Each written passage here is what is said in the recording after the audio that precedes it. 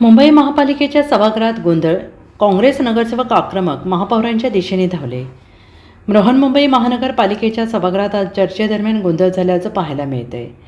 भाजप, शिवसेना आणि काँग्रेसचे नगरसेवक एकमेकांविरोधात आक्रमक झाले होते, तर ठाकरेंची शिवसेना मात्र सगळ्यातून अलिप्त दिसून आली. काँग्रेस नगरसेवक हैदर अली शेख यांनी मांडलेल्या सूचनेवर सत्ताधारी आणि काँग्रेस नगरसेवक एकमेकांविरोधात आक्रमक झाले.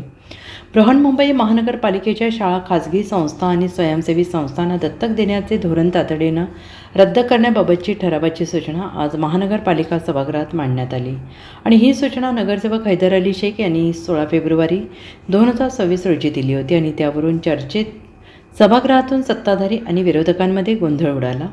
महानगरपालिकेकडून सन 2007 पासून शाळा दत्तक देण्याचे धोरण राबवले जात आहे.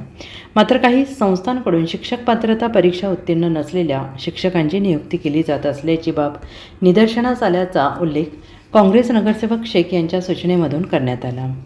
केंद्र शासनाच्या शैक्षणिक धोरणानुसार आणि न्यायालयीन निर्देशानुसार प्राथमिक, उच्च प्राथमिक स्तरावर TET उत्तीर्ण शिक्षकांची नियुक्ती बंधनकारक असल्याने विद्यार्थ्यांच्या शैक्षणिक गुणवत्तेवर परिणाम होण्याची शक्यता त्यांच्याकडून व्यक्त करण्यात आली.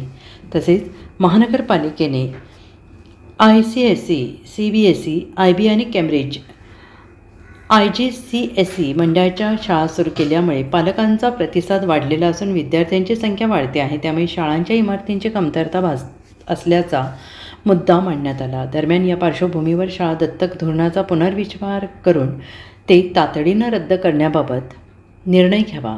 तसेच या संदर्भात सविस्तर अहवाल सादर करण्याची विनंती आयुक्तांकडे करण्यात यावी अशी मागणी ठरावाद्वारे करण्यात आली. सूचनेवरून काँग्रेस आणि सत्ताधारी नगरसेवकांमध्ये गोंधळ पाहायला मिळाला.